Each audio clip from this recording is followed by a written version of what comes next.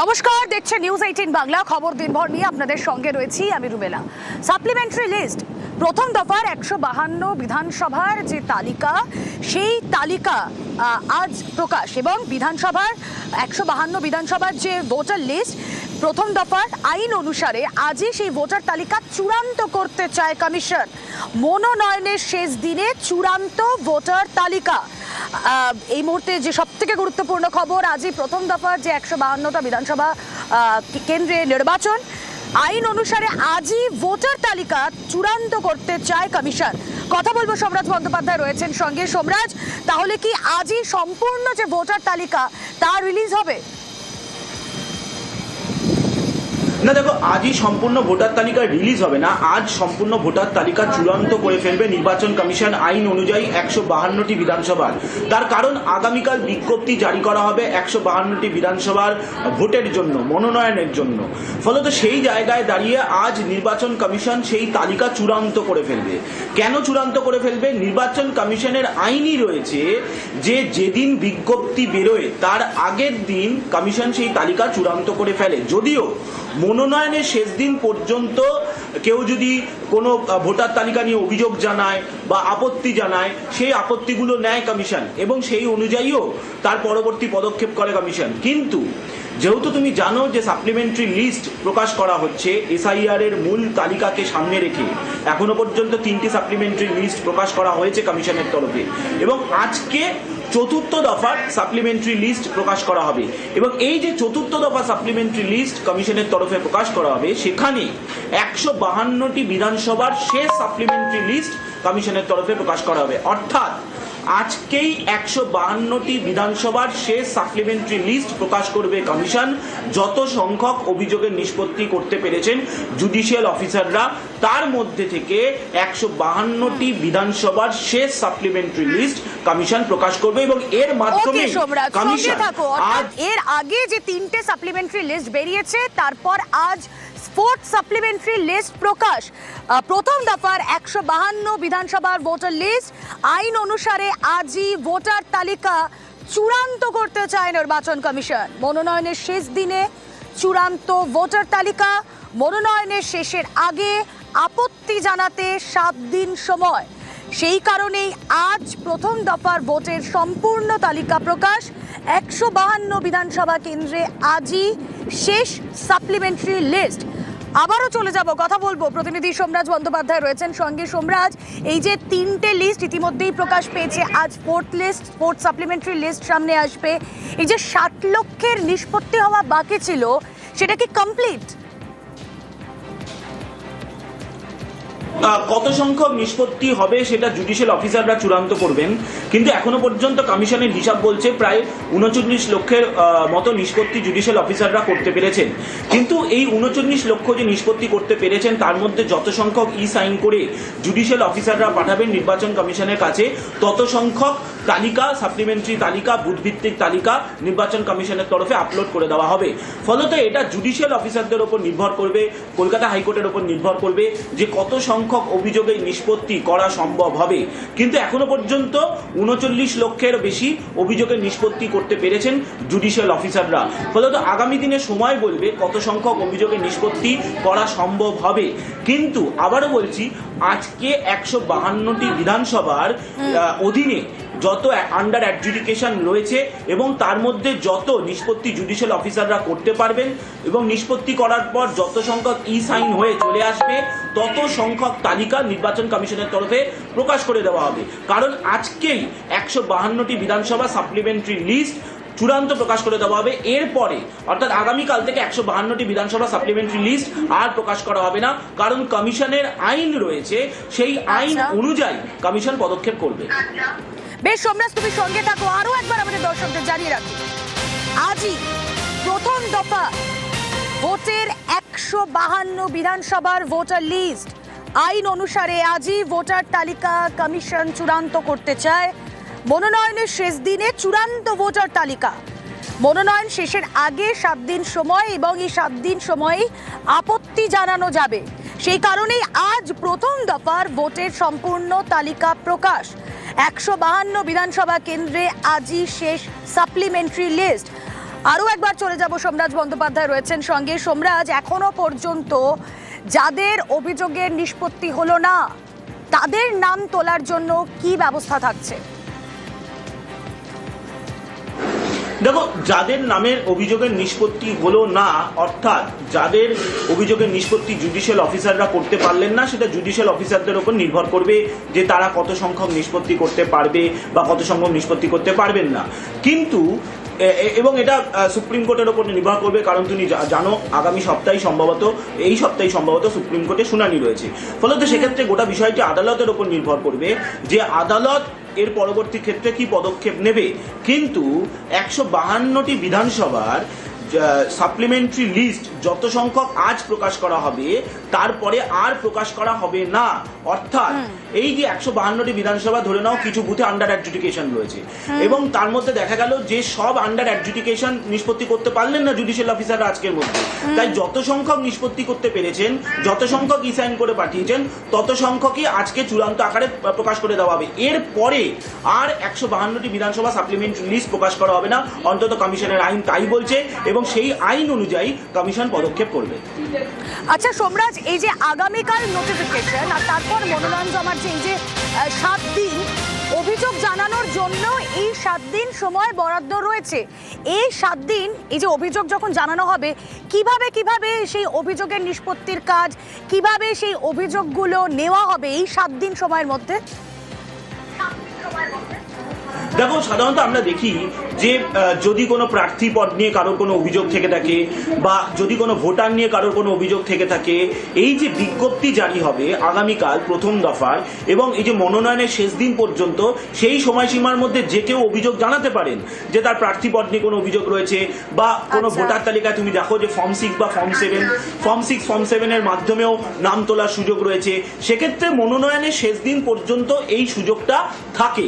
কিন্তু সাপ্লিমেন্টারি লিস্টের ক্ষেত্রে কমিশনের আইন বলছে যে বিজ্ঞপ্তি জারির আগের দিন পর্যন্ত, অর্থাৎ আগামীকাল বিজ্ঞপ্তি জারি হবে, তার আগের দিন পর্যন্ত যত সংখ্যক ই সাইন করে জুডিশিয়াল অফিসাররা পাঠিয়ে দেবেন সংশ্লিষ্ট বিধানসভাগুলির, তত সংখ্যক আপলোড করে দেওয়া হবে। এর পরবর্তীতে 152টি বিধানসভার আর কোনো সাপ্লিমেন্টারি লিস্ট প্রকাশ করা হবে না, কমিশনের আইন তাই বলছে। পরবর্তীতে আদালত যা বলবে সেই অনুযায়ী কমিশন পদক্ষেপ করবে। কিন্তু কমিশনের আইনে রয়েছে বা কমিশনের উচ্চপদস্থ আধিকারিকরা বলছেন যে আজ পর্যন্ত 152টি বিধানসভার যত সংখ্যক অভিযোগের নিষ্পত্তি করে এসে জুডিশিয়াল অফিসাররা ই সাইন করে পাঠিয়ে দেবেন বুথভিত্তিক তালিকা, সেটা আজ প্রকাশ করে দেওয়া হবে এবং সেটাই শেষ লিস্ট হবে 152টি বিধানসভার সাপ্লিমেন্টারি তালিকা। এবং সেখানেই আজই কমিশন চূড়ান্ত করে ফেলবে 152টি বিধানসভার চূড়ান্ত ভোটার। আর কবে প্রকাশ করা হবে?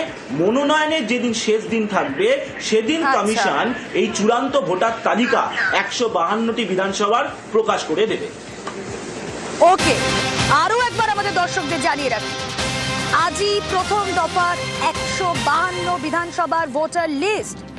আইন অনুসারে আজই ভোটার তালিকা চূড়ান্ত করতে চায় কমিশন। মনোনয়নের শেষ দিন চূড়ান্ত ভোটার তালিকা। মনোনয়ন শেষের আগে আপত্তি জানাতে 7 দিন সময়। সে কারণেই আজ প্রথম দফার ভোটের সম্পূর্ণ তালিকা প্রকাশ। 152 বিধানসভা কেন্দ্রে আজই শেষ সাপ্লিমেন্টারি লিস্ট। আমাদের নজর থাকবে এই 4th সাপ্লিমেন্টারি লিস্টের দিকে।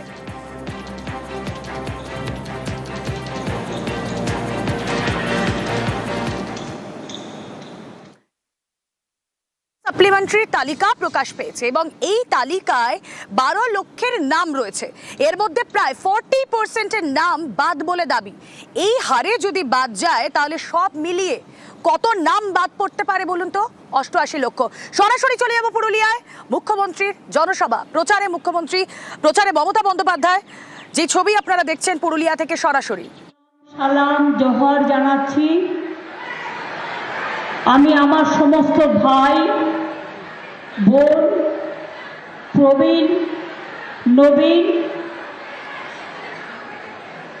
ডোকো সবাইকে আমার অনেক অনেক অন্তরের জোহার জানাচ্ছি, অভিনন্দন জানাচ্ছি, প্রণাম জানাচ্ছি, সালাম জানাচ্ছি।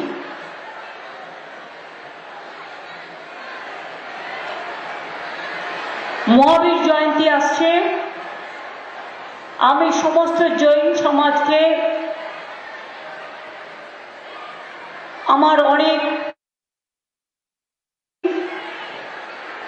জিও और जीने दो জয় জিনেন্দ্র বলছি।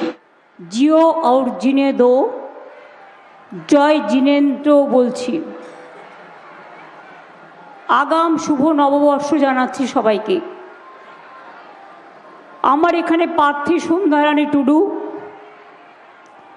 আমাদের এখানে সুজয় ব্যানার্জি, জেলা সভাপতি রাজীব লোচন শর্মা, জেলা পরিষদের সভাধিপতি নিবেদিতা মাহাতো,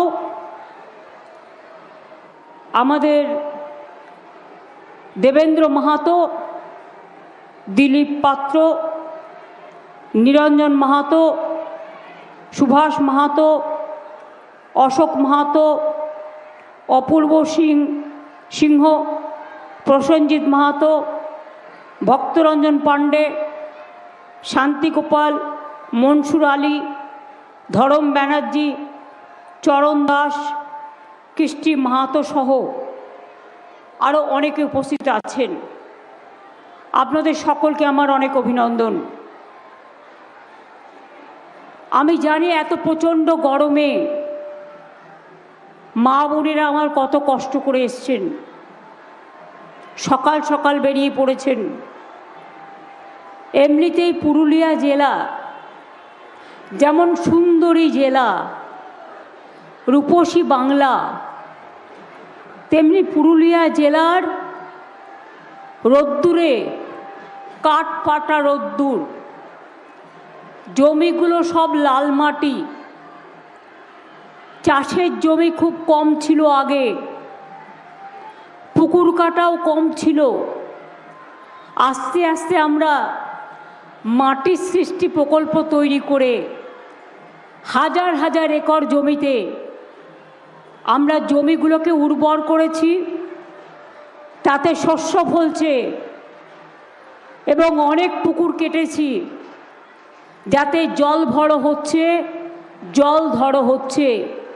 তাছাড়াও পানীয় জলের সমস্যা আছে। আমি প্রশাসনের যারা আছে তাদের অনুরোধ করব, যদিও নির্বাচন কমিশন আমার সাথে যারা কাজ করতেন সবাইকেই প্রায় সরিয়ে দিয়েছেন, অনেকে ভালো কাজ করে রাস্তায় রাস্তায় ঘুরে বেড়াচ্ছেন, আইএসদের অপমান করেছেন, আইপিএসদের অসম্মান করেছেন, বিজেপি পার্টি ডাব্লিউবিসিএসদের অসম্মান করেছেন, ডাব্লিউবিপিএসদের অসম্মান করেছেন, মানুষের ভোটাধিকার কেড়ে নিয়ে মানুষকে মৃত্যুর মুখে ঠেলে দিয়েছে। আমি তাদের ধিক্কার জানাই। ধিক্কার জানানোর ভাষা আমার নেই। মনে রাখবেন, মানবাজারে 1 নম্বর ব্লক, পুঞ্চা ব্লক, হুড়া ব্লকের 3টে গ্রাম পঞ্চায়েত নিয়ে মানবাজার মহকুমা আমরা গঠন করেছি। এটা আপনাদের একটা বড় পাওনা। আপনাদের ভাষা আন্দোলন হয়েছিল পুরুলিয়াতে, ভাষা সৌধ তৈরি করা হয়েছে পুঞ্চা ব্লকে। পুঞ্চা ব্লকে নতুন সরকারি college Sitaram Mahato Memorial college চালু হয়েছে। পুঞ্চা হুড়া ব্লকে শিশুদের জন্য এসএনসিউ থেকে শুরু করে ন্যায্য মূল্যের ওষুধের দোকান করা হয়েছে। হুড়া ব্লকে 23 কোটি টাকা দিয়ে প্রায় মাঝারি পানীয় জলের প্রকল্প করা হয়েছে। মানবাজার 1 নম্বর ব্লকে মানবাজার বান্দোয়ান কুইলাপাল রাস্তা, ডাবরা ডাহরডিঙ্গি রাস্তা নির্মাণ করা হয়েছে। এছাড়াও এখানে আপনারা শালপাতার থালা তৈরি করেন, পলাশ ফুল দিয়ে আবির তৈরি করেন, কত রঙের বাহার তৈরি করেন। তাছাড়াও খাদি কাপড় বোনার প্রকল্প, টেক্সটাইল প্রকল্প, এবং বিশেষ করে আপনাদের এখানে খাদি কাপড় বোনা থেকে শুরু করে সাবাই ঘাস তৈরি করার ক্লাস্টার থেকে শুরু করে এগুলো করা হয়েছে। হুড়া ব্লকে কৃষক বাজার, পথসাথী ও দুটি কর্মতীর্থও নির্মাণ করা হয়েছে। এছাড়াও পুঞ্চা ব্লকে ৭৭ লক্ষ টাকা দিয়ে জৈন মন্দির খুব বিখ্যাত, এখানে মনে রাখবেন সেটাও প্রায় পর্যটন প্রকল্প তৈরি করা হয়েছে। মানবাজারে ট্যুরিজম সার্কিট হয়েছে। মানবাজার ১ নম্বর ব্লকে স্টেডিয়ামও তৈরি করা হয়েছে। অনেক কাজই হয়েছে, কিন্তু সব কাজ বলতে গেলে আমাকে প্রতিদিন অনেক মিটিং করতে হয়, অনেক দূরে দূরে যেতে হয়। ওয়েদারটা ভালো নয়, একদিকে গরম, অন্যদিকে সাইক্লোন, মাঝে মাঝেই ঝড় বৃষ্টি। গত পরশু দিনের ঝড় বৃষ্টিতে কলকাতাতেও অনেক গাছ পড়ে গেছে, সারা রাত ধরে সেগুলোকে তোলা হয়েছে আমি শুনেছি। উত্তরবঙ্গেও অনেক ক্ষয়ক্ষতি হয়েছে। প্রশাসন সাহায্য করবে, প্রশাসনের মতো আমাদের নিয়মই আছে, যখন ইলেকশন হয় প্রশাসনের থেকে সাহায্য করা হয়। এবং আমি আপনাদের বলি, আগে আমি আসতাম পুরুলিয়ায়, বিকেলের পরে কোনো মানুষ বেরোতে পারতো না। কেন পারতো না? জঙ্গলমহল ছিল আতঙ্কে ভরা। কখন আসবে বন্দুক হাতে কিছু লোক আর মেরে দিয়ে চলে যাবে, রক্ত ঝরিয়ে চলে যাবে। মানুষের মনে ছিল অশান্তি। আর আজকে আমাদের সরকার আসার পরে জঙ্গলমহলে ফিরে এসেছে শান্তি। মনে রাখবেন, এক সময় বছরে 400 লোক মারা যেত, খুন হয়ে যেত জঙ্গলমহলে। আজকে সবাই তারা মূল স্রোতে থেকে কাজ করছে এবং আমরা তাদের কাজের ব্যবস্থা করে দিয়েছি।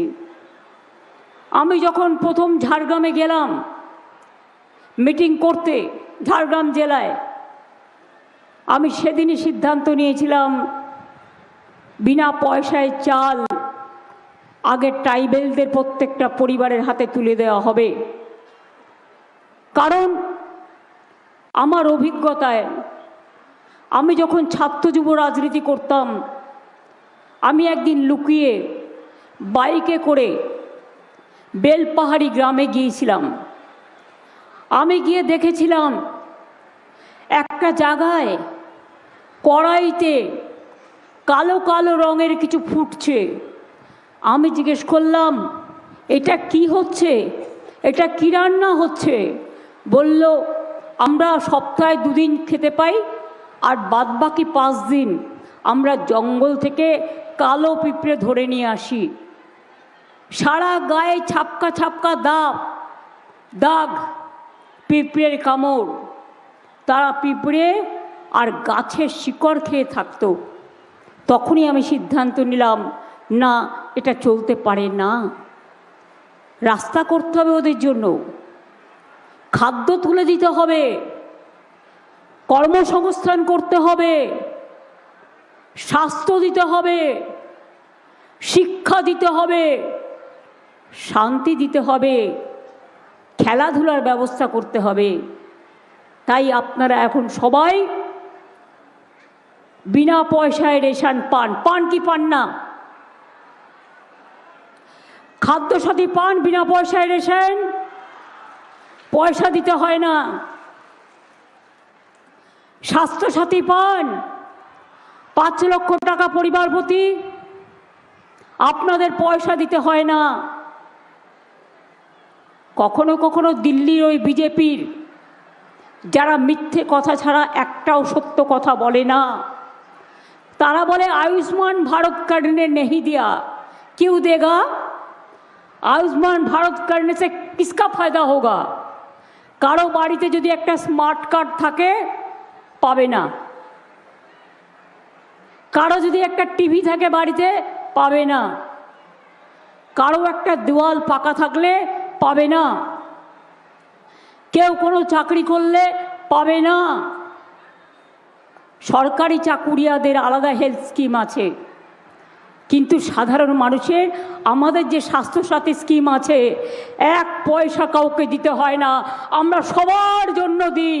আমরা বলি না তোমার কাঁচা বাড়ি না তোমার পাকা বাড়ি, তুমি হিন্দু না তুমি মুসলমান, তুমি শিখ না তুমি খ্রিস্টান, তুমি কুর্মি না তুমি মাহাতো, না তুমি কুম্ভকার না তুমি বাউরি, না তুমি বাগদা না তুমি টুডু, না তুমি লোধা না তুমি হাসদা, না তুমি সবর না তুমি সাহা, না তুমি ব্যানার্জি না তুমি মিত্র ঘোষ, না তুমি যে কোনো টাইটেল হতে পারে। আমরা মানবিকতার স্বার্থে লক্ষ্মীর ভাণ্ডার যে মা বোনেরা পান, আর যারা দরখাস্ত করেছে আবার নতুন করে তাদেরটা প্রসেসে চলছে, তারাও পেয়ে যাবেন। কিন্তু আপনারা আমাকে বলুন যে আপনারা লক্ষ্মীর ভাণ্ডার পান? আপনারা চান সারা জীবন লক্ষ্মীর ভাণ্ডার পেতে? তাহলে মনে রাখবেন, তৃণমূল কংগ্রেস থাকলে তবেই পাবেন, বিজেপি আসলে ইলেকশনের আগে কিছু টাকা দেবে, ইলেকশনের পরে বন্ধ করে দেবে। 1 দিন চান না 365 দিন চান, 5 বছর চান, সারা জীবন চান? আমরা লক্ষ্মীর ভাণ্ডার সারা জীবনের জন্য করে দিয়েছি। সারা জীবন মা ভাই মা বোনেরা আমার লক্ষ্মীর ভাণ্ডার পাবেন, কারণ ঘরে ঘরে আমার লক্ষ্মী, ঘরে ঘরে সরস্বতী, ঘরে ঘরে বিদ্যাবতী, ঘরে ঘরে সতী সাবিত্রী, ঘরে ঘরে রোশনারা, ঘরে ঘরে জাহানারা, ঘরে ঘরে বাউরি, ঘরে ঘরে বাগদি, ঘরে ঘরে কুম্ভকার, ঘরে ঘরে টুডু, ঘরে ঘরে লোধা, ঘরে ঘরে সবর, সবাই আছে। জঙ্গলমহল থেকে পাহাড়, চা বাগান থেকে সুন্দরবন, সারা বাংলা জুড়ে খাদ্যসাথী বিনা পয়সায় চাল, স্বাস্থ্যসাথীর চিকিৎসা 5 লাখ টাকা করে পরিবার বিনা পয়সায়, লক্ষ্মীর ভাণ্ডার, Kanyashree scholarship, school college university, class 9-এ উঠলেই বিনা পয়সায় সাইকেল, ক্লাস 11-এ উঠলে বিনা পয়সায় স্মার্টফোন, তাছাড়াও 10 লক্ষ টাকার ছাত্রছাত্রীদের জন্য স্মার্ট কার্ড, আর ট্রাইবেল এসসিদের জন্য তো ওটা 20-30 লাখও হয়ে যায়। যুবসাথী আমরা করেছি, এটা ভিক্ষা বা ভাতা নয়। ছেলে মেয়েরা যখন মাধ্যমিক পাশ করে কলেজে যায় তাদের একটা পকেট মানি লাগে, এটা ঠিক বলতে পারেন হাত খরচের মতো। তাদের জীবিকা আগামী দিন হবে, এবং যতদিন জীবিকা না হচ্ছে তারা এটা পাবে, তার কারণ তাদের পকেট মানি হিসেবে এটা আমরা দিচ্ছি, যাতে তারা নিজে পায়ে দাঁড়াতে পারে। যারা দরখাস্ত করেছেন এখনও কিছু পাননি, সেটা হচ্ছে ডুপ্লিকেট হয়ে গেছে, এগুলো আপনাদের ডেকে ডেকে কারেক্ট করা হবে এবং আপনারাও পাবেন, চিন্তা করবেন না। কৃষকরা কৃষক ভাতা পান 10,000 টাকা করে, যার 1 একর জমি আছে, যার 1 কাঠাও জমি আছে 4,000 পান। ক্ষেত মজদুর ভাগ চাষি যারা কোনোদিনও পেতেন না, তারাও 4,000 টাকা করে পান। আপনারা তো চান জন্ম থেকে মৃত্যু অবধি এই প্রোগ্রামগুলো চলুক, মন্দির মসজিদ জাহের থান মাঝের থান, বেরিয়াল গ্রাউন্ড থেকে শুরু করে জৈন মন্দির থেকে শুরু করে কি আমরা করিনি, কোনটা বাদ গেছে? সবটাই আমরা করেছি। আপনারা তো চান এই সুবিধা থাকলে তবে আপনার জীবন বেঁচে থাকবে। আর বিজেপি আসলে কি বলছে? মাছ খাওয়া যাবে না। বিজেপি রাজ্যে মাছ খাওয়া যায় না, মাংস খেতে পারবেন না, ডিম খেতে পারবেন না। আপনারা আপনাদের ধর্মীয় যে আচার অনুষ্ঠান করেন সেটাও বিজেপি এক পক্ষ।